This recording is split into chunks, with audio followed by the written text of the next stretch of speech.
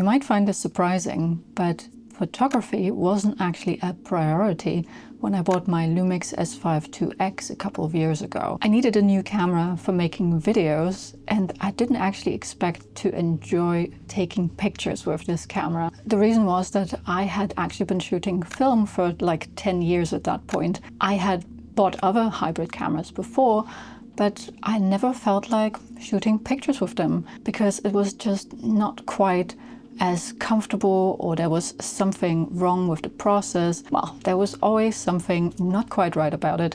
And it actually makes sense because I was shooting a Leica M6 for pictures on film. And well, that's a very nice camera. So you would have to have an equally nice camera to enjoy taking pictures with digitally too.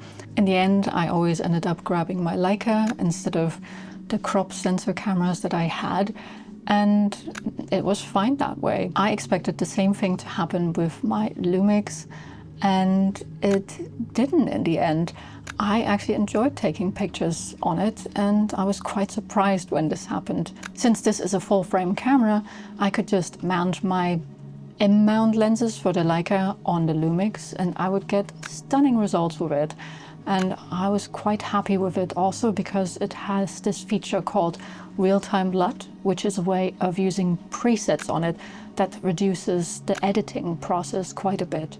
There was one genre though that I didn't like to shoot on the Lumix, and that was street photography. The camera is quite big and the manual focusing aids on it are not that great, I have to say. It works fine if you have time to use the zoom magnifier, but the focus peaking doesn't always reliably work with all lenses, I find. And that meant that I was just getting slowed down a lot by using these aids. For many other genres, that doesn't really matter to me and I can take my time. But with street photography, it just gets annoying. I can, of course, zone focus, and that's what I do normally anyway on the Leica.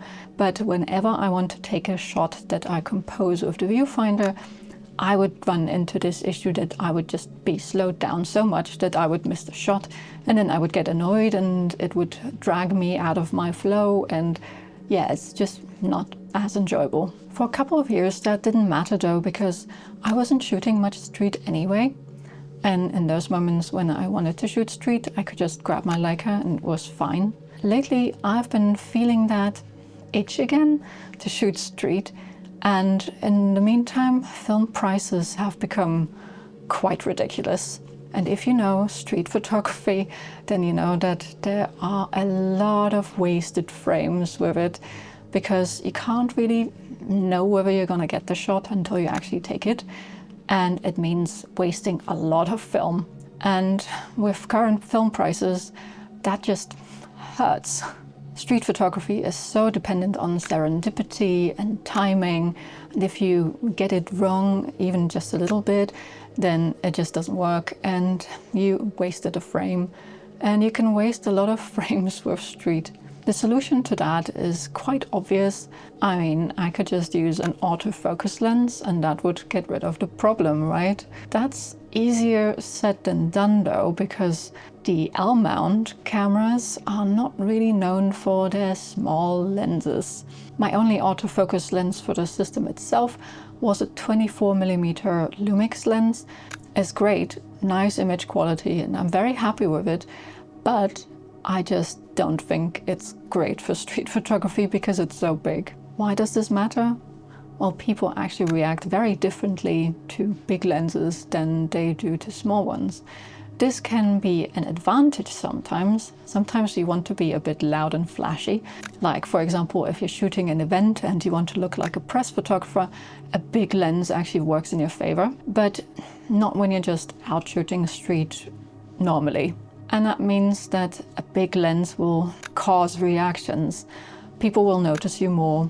Sometimes they will react negatively. They might get angry at you. And it might just change their behavior and make them act unnaturally. And then it's not authentic anymore, and street photography is very much in the documentary style. So a big camera and a big lens makes a big difference. Most of the autofocus lenses that I had were either too big, like the 24mm Panasonic lens, or my Canon 17-40, which is quite ridiculous and heavy too, or they would still be quite big, even though normally they would be small because I was using them on an adapter like my old Canon lenses. And I really ran into the issue that I just didn't want to shoot street on it because I didn't have the right lens. So when my husband asked me what I wanted for my birthday, I knew exactly what to say. I wanted a TTArtisan 40mm f2 lens, because that is a small lens for L-mount. And I was very intrigued after all the reviews that I had seen and thought maybe this could be the perfect street photography lens for this particular camera. It actually ticks all the boxes for me. It's not super clinical like most contemporary lenses, and I like to shoot vintage glass. It's also relatively fast at f2, which makes it more versatile. And it also has an aperture ring, which I use quite a lot in my style of shooting. The best thing about it, though, was the 40mm focal length, because many years ago, I actually started out with a Panasonic 20mm lens on micro four thirds, which is exactly 40mm. So I'm actually quite used to this focal length from back in the day and thought that it was great for shooting street, and it just sounded like the perfect lens for me. Well, you can just about guess how we ended up celebrating my birthday.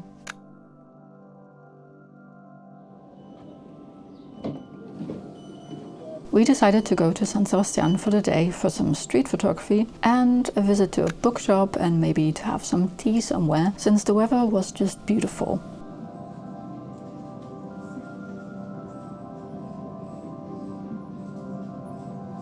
Of course, I already started taking pictures on the train.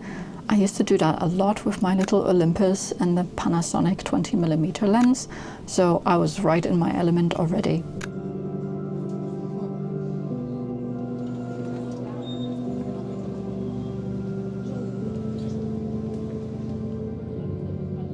The first proper street picture on an actual street had me off to a good start. I really love all the shadows in this. But well, the lens also immediately reminded me of the Lumix 20mm, because the autofocus doesn't always deliver. It's always better to take 2 shots just in case. Most of the time it works out though, so it wasn't a frustrating experience. Maybe a new museum?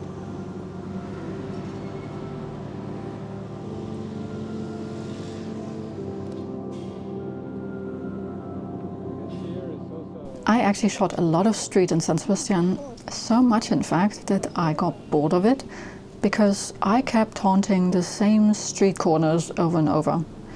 When I felt like I had photographed everyone and everything 3 times over, I found myself other projects to shoot. This and the pandemic was the reason why I stopped shooting street for a while, and I'm only getting back into it now. In this picture, it is obvious that I normally shoot street with a 35mm lens. My timing was off in this one, and I took it when I was already too close. This happened a few times because after shooting with a 35mm for 10 years, I know exactly how close I have to be so that I don't cut off any heads. But with a 40mm, it doesn't quite work that same way, and I guess I still need to get used to it.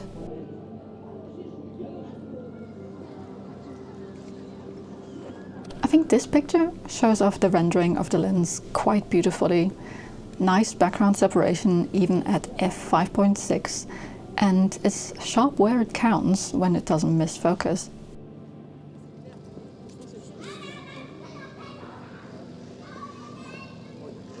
These kids were so funny, rolling about on the ground. I just had to take a couple of pictures. It's one thing that I actually like about San Sebastian. There are always kids playing outside everywhere, and they're not just on their phone the entire time. It's quite difficult to take street photos without kids in them. I usually don't avoid it as long as they're happily playing. Kids are so much a part of Spanish street culture that documenting city life without them would be distorting reality. But then San Sebastian actually feels a little like distorted reality already, because it's a very touristy place full of rich people, and in fact so many of them that most of the locals can't actually afford to live here anymore.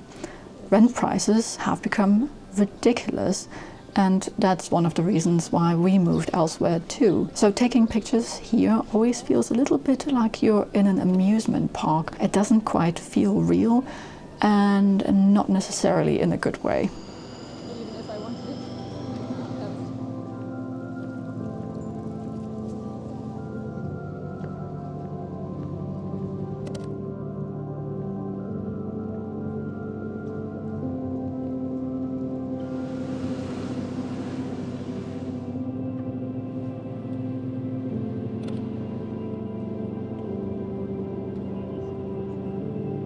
So, now we go that way.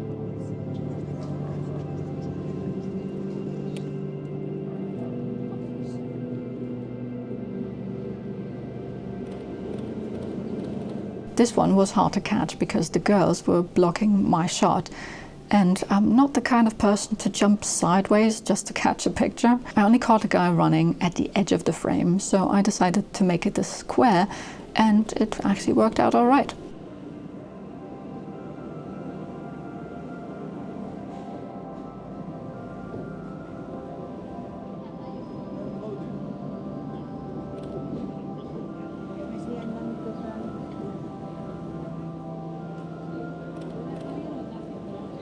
Again, too close, because I'm used to 35mm, and the autofocus took a moment too long as well. I think this kind of works though.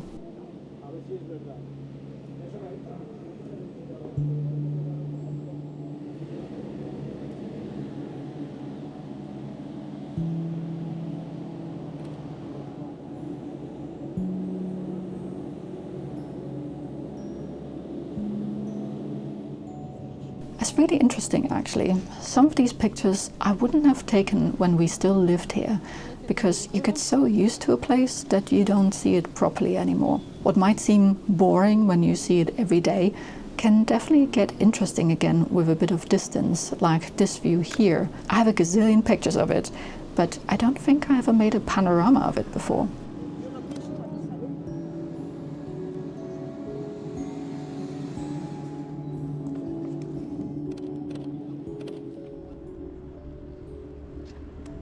Yeah, I missed that pretty spectacularly. Maybe if I make it a panorama that is slightly off kilter.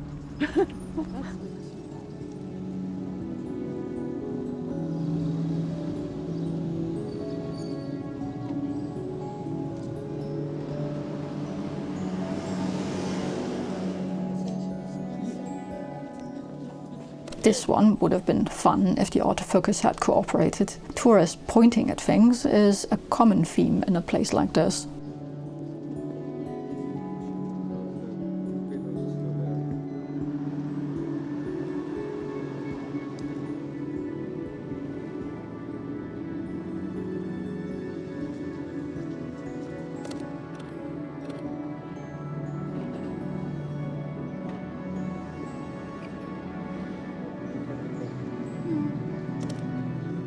The composition doesn't quite work with this, because the woman is too close to the edge, but I like it anyway because of all the shadows on the right. Not perfect, but fun at least.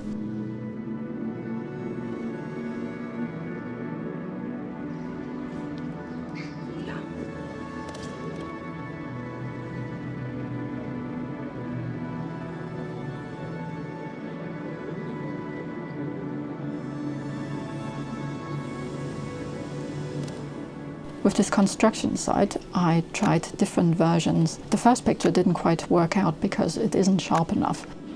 I think this one is my favorite because the dog is in the perfect spot.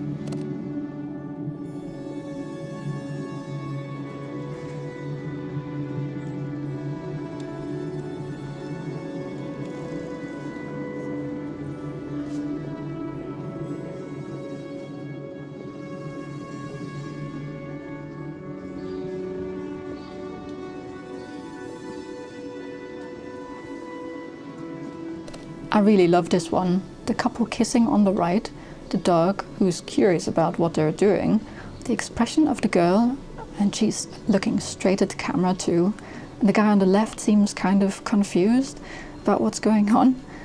I'm really happy that this one turned out so well, and I'm gonna tell you more about it later.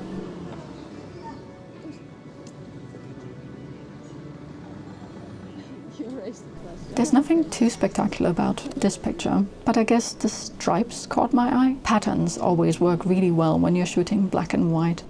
I took this other picture for good measure too, because the expression of the man was an obvious trigger for me to take a picture.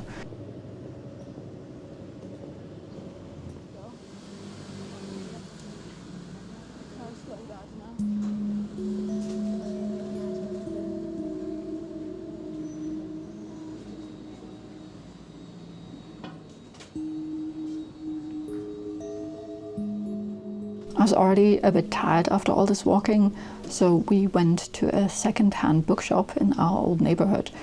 My husband is a bit of a book collector, so he likes to browse in places like this, and it's always a nice place to sit down for me too.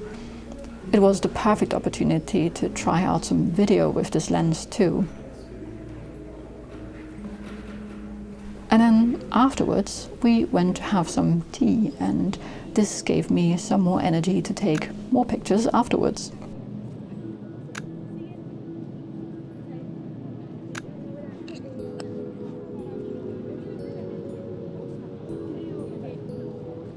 We used to live 10 minutes from this beach promenade, and I have a gazillion pictures of it, but there's always something interesting to find here.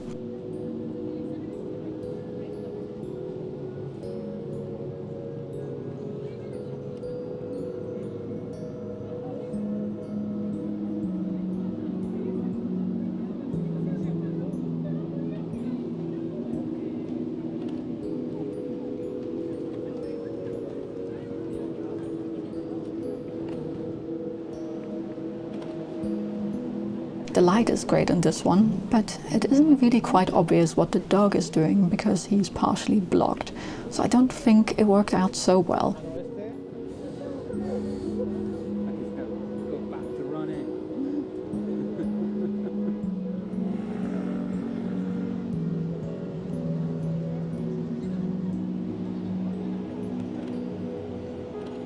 A bit of a decisive moment shot, which isn't the easiest thing to do with an autofocus lens that is slightly temperamental at times, but I think I captured a good moment here.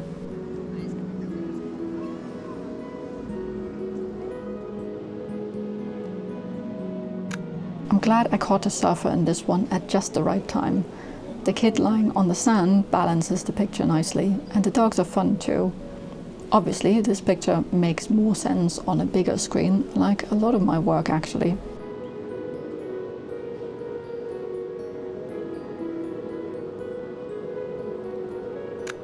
I love how the water spray is frozen in droplets, and the composition works really well because of the tire trail at the left that mirrors the edge of the balustrade at the bottom. Entirely serendipitous, of course, because I couldn't compose the shot at this angle without risking that I would miss it. I took it without the screen on at all. That was just aimed and shot and hoping for the best.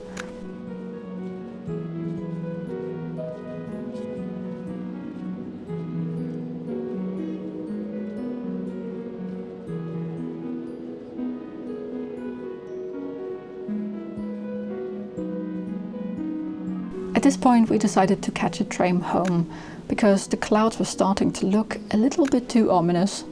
I only took a couple more shots until we were back on the train. And on there we actually had a spectacular view. The clouds were rolling over the mountain and made for a couple of really moody shots. There were still a few spots where the sun was hitting, and I took a couple more pictures of golden hour and those crazy clouds.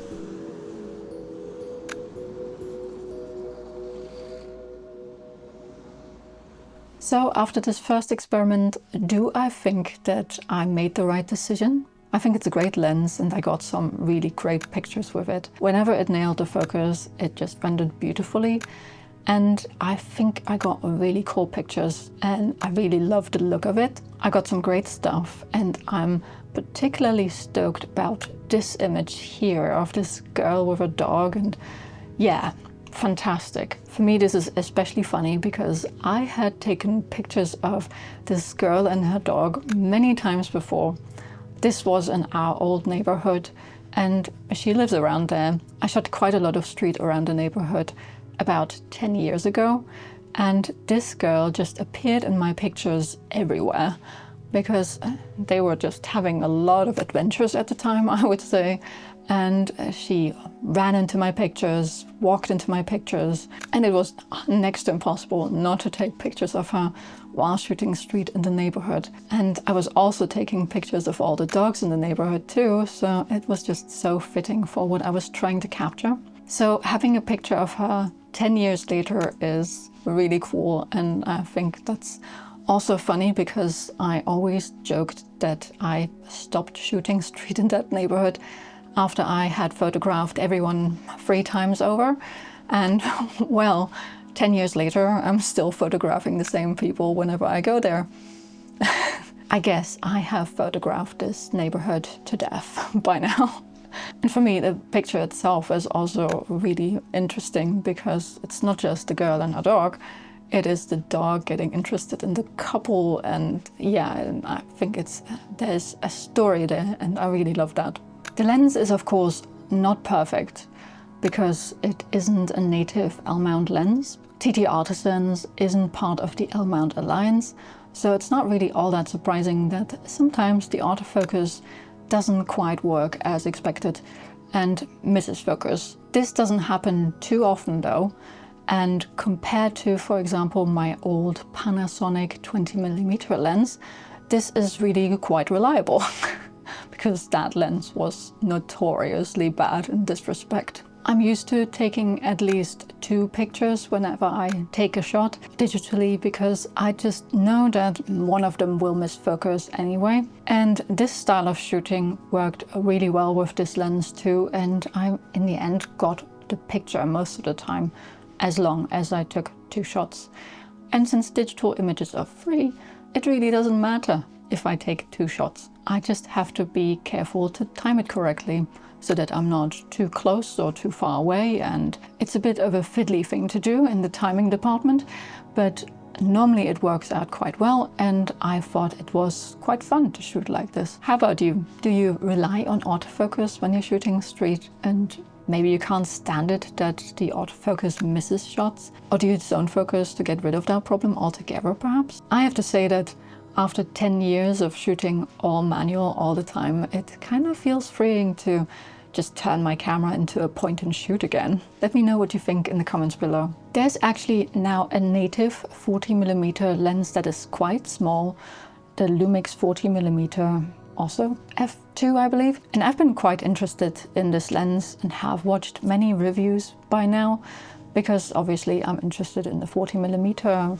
focal length and so on. The autofocus on that is probably quite a bit more snappy than this TTArtisan lens, but it doesn't really matter so much for me because the rendering of the Panasonic is not quite my style, I would say. It seems very clinically perfect to me, and that's not usually the kind of lens that I go for. I have lenses like that too, like for example a Zeiss lens that is very sharp, but normally I will shoot more vintage style lenses, like an old Canon 50mm f1.4 LTM lens, or my 50mm Nokton f1.1, which is a Voigtlander lens. And those render very vintage, and I tend to prefer that. The TTArtisan renders in a similar way. The flares aren't extremely controlled, and there's vignetting too. And wide open, it isn't quite as unflattering as sharper lenses. Having too much sharpness can actually be a bad thing, especially with certain subject matter like portraits, or when you're filming yourself, like I'm doing right now with the 40mm. If I were to film myself with a lens like my Zeiss lens that is super sharp, then I don't think I could hide anymore that I'm not as sprightly anymore as I used to be. So sharpness, definitely overrated. So I actually prefer lenses that are not quite as sharp wide open and that get really sharp when you stop them down. Most of the time when I'm shooting street, I'm at f5.6 anyway, because I want to see what's going on in the background. And usually I like layers in my street pictures.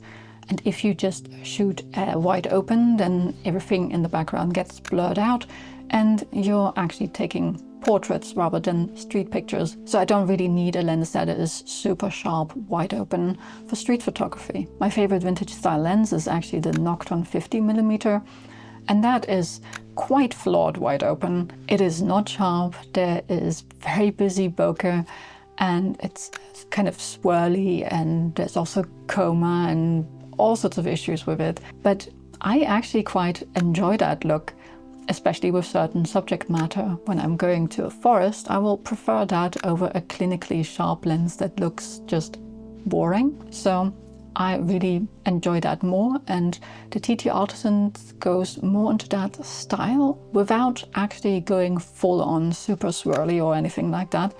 No, the bokeh is quite conservative in that respect, but I do think that it has a bit more character than something like the Lumix lenses, for example. And with that, I mean all of them, also the one that I have. And the cool thing about this is that I can use this lens in combination with my vintage glass too, when I'm shooting something other than street, and it will fit right in because it's in the same kind of style. That being said, I don't think that this lens is for everyone.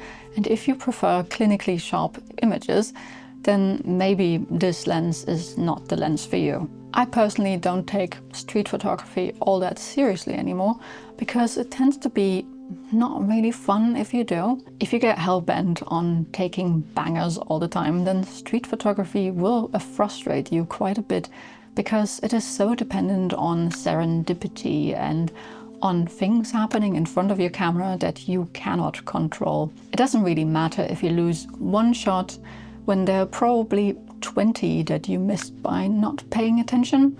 And in the end, having a slightly unreliable lens sometimes can actually be fun, because that means it's another factor of unpredictability that you can't control, and that's part of the fun with street photography, if you actually enjoy it. The size is definitely right for street, and it makes the S5 IIx a lot more usable for street. I mean, it's a heavy camera, so it only helps so much, and it will remain a heavy camera even with this lens, because it is an all-metal body, and that means it's not super light. The S5 IIx itself has its quirks for street photography. For example, I find the viewfinder that is protruding out of the back kind of annoying, and I wish it was flush with the body. And I also find the grip quite awkward when you're trying to shoot from the hip, because it feels much more natural to point straight ahead. If you point it a little up, then the viewfinder will protrude even more, and then there's also this awkwardness about the grip, and it's not really perfect for that style of street photography, and that's what I normally do. So I would much prefer it to have more of a rangefinder style body. The Lumix S9 is probably better to shoot from the hip, because it has this rangefinder style body, but the problem is that it doesn't have a mechanical shutter, and it also doesn't have a viewfinder. So if you ever do have to take a picture with a viewfinder, then well, you don't have one, and there's no way of adding one later either. If you enjoyed this video, then please leave a like and subscribe if you haven't done so already. It really helps out my channel, so I would really appreciate it. And in this case, I would suggest that you subscribe to my photography channel, because this is where these videos live, and I only share them with the main channel so that they get the widest possible reach. We've already reached 1,000 subscribers on this channel, which kind of blows my mind, because I've only started posting these weekly videos less than 3 months ago. So this is much faster than I expected, and I'm very grateful for your support. A big shout out also to my Ko-fi supporters. You make all this possible, and I really appreciate it. If you also want to support what I do, you can head over to Ko-fi, or maybe just watch another video. There's, for example, this video here, where I talk about how reliable cameras are actually quite overrated, and it goes a bit deeper into the details of why I sometimes like it when a camera doesn't quite work as expected. So thanks for watching, and I hope I see you soon for another video. Bye!